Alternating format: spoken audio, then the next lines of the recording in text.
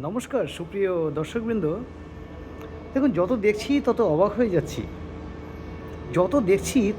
হয়ে যাচ্ছি, যেন মনে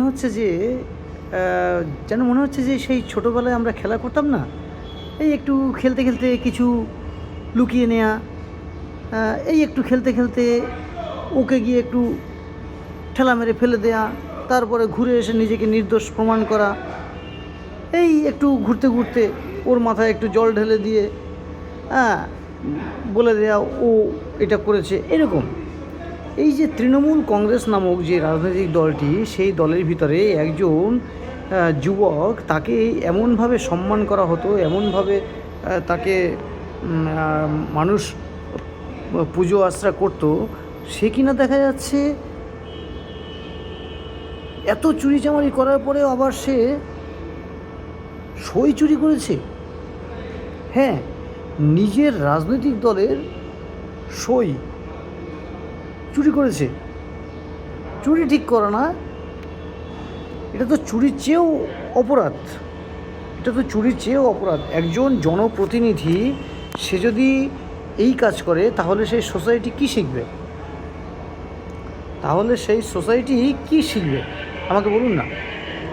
আজকে যদি আমি বাড়ির কর্তা, আমি যেটা করব সেটা তো আমার বাড়ির লোকজন, আমার বাচ্চা কাচ্চা শিখবে। তাহলে একজন জনপ্রতিনিধি শুধু নয়, একটি রাজনৈতিক দলের সভাপতি, সর্বভারতীয় তৃণমূল কংগ্রেসের সভাপতি, তিনি কিনা তারই দলের বিধায়কদের সই জাল করেছেন। কতজন? একটা দুটো নয়, 13 জন বিধায়কের সই জাল করেছেন। গতকাল টেলিভিশনের পর্দায় এবং সোশ্যাল মিডিয়া দেখছিলাম, কোনো একটা জায়গায়, এই মুহূর্তে অঞ্চলটার কথা মনে নেই, সেখানে টাকা নষ্ট হয়ে যাচ্ছে, উইপোকায় খেয়ে যাচ্ছে। এটা প্রকাশ্যে এসেছে, প্রকাশ্যে আসেনি এমন তো কত খবর আছে। ভাবুন, 4 তারিখের আগে পর্যন্ত যারা তৃণমূল নাম শুনেই অজ্ঞান হয়ে যেতেন, যারা তৃণমূলের একেবারে অন্ধ ভক্ত ছিলেন, এমনকি আমার কাছে ভোট চাইতে এসে আমার হাত ধরে বলেছিলেন অভিষেক বন্দ্যোপাধ্যায় মুখ্যমন্ত্রী হবেন। তাহলে এইরকম একটা মানুষ যদি আমাদের রাজ্যের মুখ্যমন্ত্রী হয়েই যেতেন, ভাবতে পারছেন আমরা কোন সমাজে, কারা আমাদের চালনা করত, কারা প্রতিনিধিত্ব করত? একবার ভাবুন। দেখুন, অনেকেই অনেক রকম ভাবছেন যে দল পরিবর্তন হয়ে, রাজ্যে অন্য সরকার পরিবর্তন হয়ে কি এসেছে, আমি তো যেইকে সেই না। বিষয়টা ওরকম নয়। একটু দূরদর্শিতার সাথে ভাবুন, একটু দূরে তাকানোর অভ্যেস করুন, তাহলে দেখবেন অনেক কিছু দেখতে পাবেন, অনেক কিছু উপলব্ধি করতে পারবেন। নিজেকে রাষ্ট্রীয় নাগরিক হিসেবে একদম দেশকে ভালোবাসার মানসিকতা নিয়ে বসবাস করুন, দেখবেন অনেক পরিবর্তন এসেছে, অনেক স্বাধীনতা এসেছে, স্বতন্ত্রভাবে সনাতনীরা বেঁচে থাকতে পারছে, এবং আগামী দিনে কর্মসংস্থান থেকে শুরু করে অনেক কিছু আমরা আশা রাখছি। এগুলো যেরকম সত্যি কথা, এর পাশাপাশি এত আমাদের দেশের এবং আমাদের রাজ্যের এই ডেভেলপমেন্ট দেখে একটা বড় ধরনের গোষ্ঠী, তারা কিন্তু বিপুল অর্থভাণ্ডার এবং আরেকটা জনবল নিয়ে কিন্তু আমাদের এই শুভ শক্তিকে ভেঙে ফেলে দেওয়ার চেষ্টা করবে। অতএব আমাদেরকে যেরকম আমরা নিজেরা উপভোক্তা হিসেবে অনেক কিছু পাবো, নেব, তার পাশাপাশি আমাদের দেশকে ভালোবাসতে হবে, সরকারকে সঠিক জায়গায়, সরকারের হাতকে শক্ত রাখতে হবে, এটুকুই বলার।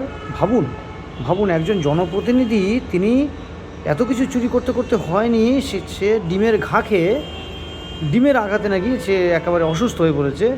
হ্যাঁ, আমরা অনেক কিছুই তো দেখেছি রাজ্যে এবং দেশে, কিন্তু কেউ মারেনি, ধরেনি। ডিমের আঘাতে তার মাথা টাথা ফেটে গেছে, আর আরেকজন হচ্ছে মোবাইলের গুঁতোয় নাকি তার মাথায় ব্যান্ডেজ পড়ে গেছে। যাই হোক, নাট্যমঞ্চ খুব জোর চলছে পশ্চিমবঙ্গে। তো তিনি রাজপুত্র শুয়ে পড়েছেন, তাকে কিন্তু এবারে এই জাল সইয়ের কারণে হাজিরা দিতে হবে। এখন হয়তো শুয়ে পড়েছেন তিনি, তাকে কিন্তু আগামী 5-6 দিনের মধ্যেই উঠে পড়তেই হবে। খুব ভালো থাকবেন। ভাবুন এগুলো রসদ রাজনৈতিক পচন যে কতটা লেগেছিল, একটু ভাবুন।